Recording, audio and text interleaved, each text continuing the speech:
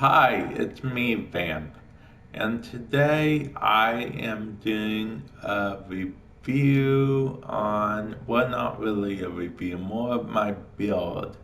I'm going to tell you guys my build, explain a little bit about this, but first I want to get into the color of my Warframe right now. See, I wanted to do kind of a theme type thing with my build. One thing led to another, and apparently this is the color of Immortal.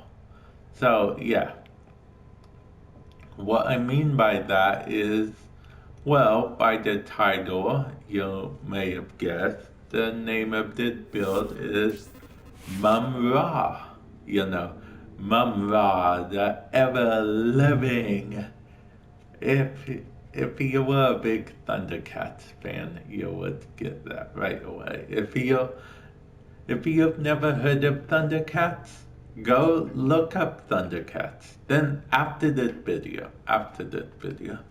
look up the original Thundercats, not the new 2011 or whatever year it came out. The original Thundercats. Okay, but enough about that. Let's get into the build. Um, I have corrosive projection, but you can add energy siphon if you want. Technically, you can, yeah, you can add energy siphon if you want. I don't really think it's needed, especially with rage.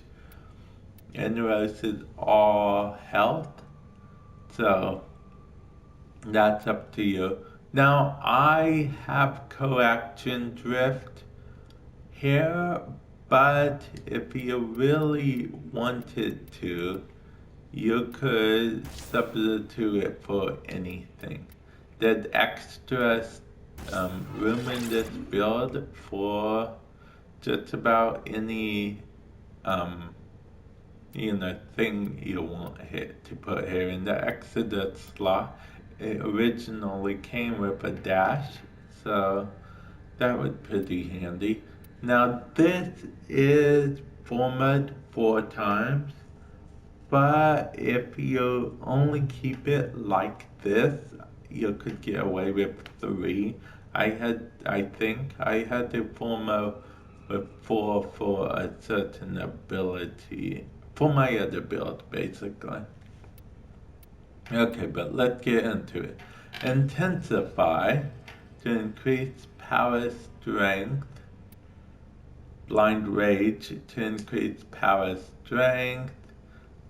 Prime Continuity just to offset the fleeting expertise, which is to offset the Blind Rage, because we care about power efficiency, because if it's one thing Mumm-Ra loved, it's showing his dominant power. So when we go into that tornado, we want to be the most efficient we can be. I mean, not the most efficient, but we don't want to be negative efficiency, okay? Provoke and Undying Will. I'm going to get those out of the way right now. Provoke and Undying Will. Undying Will for bleed out reduction, which will be good when you're in your sarcophagus. And Provoked will increase the damage you do during bleed out, which will let you revive faster. I want to note that super high level enemies, this doesn't matter. You're going to die and you're going to be annoyed because thanks to Undying Will, you'll have to wait there for the whole duration of your death. But in less leveled enemies, this makes this build very fun. You die. If you die, The only way you can really die is if you're not paying attention, in my opinion. But I digress. Rage, because every Inaros build should always have a rage. Unless you want to give yourself some kind of handicap. I don't know why. And finally, we have vitality. Vitality is a staple with Inaros, I'd say. Vitality does staple with most frames. I think I don't have him on my Limbo, but that's because Limbo is Limbo. Limbo has Rift Walk, he can walk in the Rift, and if he's getting hit outside of the Rift, he's dead anyway. He is just glass. He's not even a cannon, he's just glass. But anyway, I digress.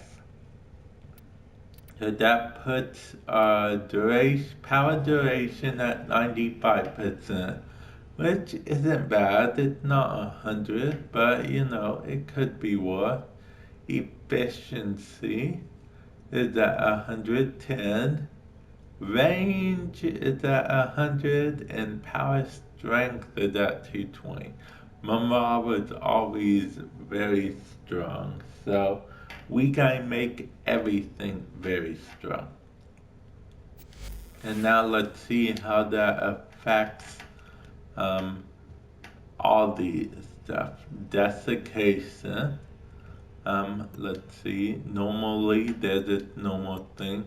Now it's still 25% of the damage you do as far as I know, so you'll be able to technically steal more health. You'll still be able to devour enemies. Your sandstorm will do quite a bit of damage. And you won't lose too much energy. Plus you'll be gaining more energy back whenever whenever enemies shoot at you, thanks to rage. And finally, Syrup Swarm. Now, it suffers a little bit from the power duration, but overall, not bad at all. You're doing 440 damage per second, and the healing radius, it's only 15. It's not up or down, it's the same, but it's perfectly fine. It would still do its little travel to other enemies that are close enough. And the only thing that will affect is you'll have to go in a bit closer to get some healing. But you can get healed faster, so that's a trade-off. This build, is it a super late game, like I'm talking wave 100 build? No. Is it fun to use? Yes. I've tested it out before, and it works pretty well. I do not recommend bringing this build into the sorties, though. Maybe the first one, but second, third, no, I do not recommend. But then again, it's entirely up to you. Now, I do have to say that I cannot test this. I cannot show you guys me using this build right now at the moment.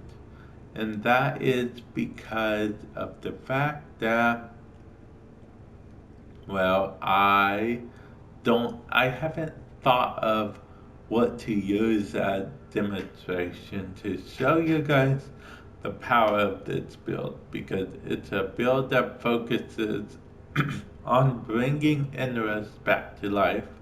But Inaros already has a lot of health. It's going to take a lot, and I mean a lot, to get him down. But with that said, that is Inaros. his Mumm-Ra build. So, yeah, I will leave you with that later.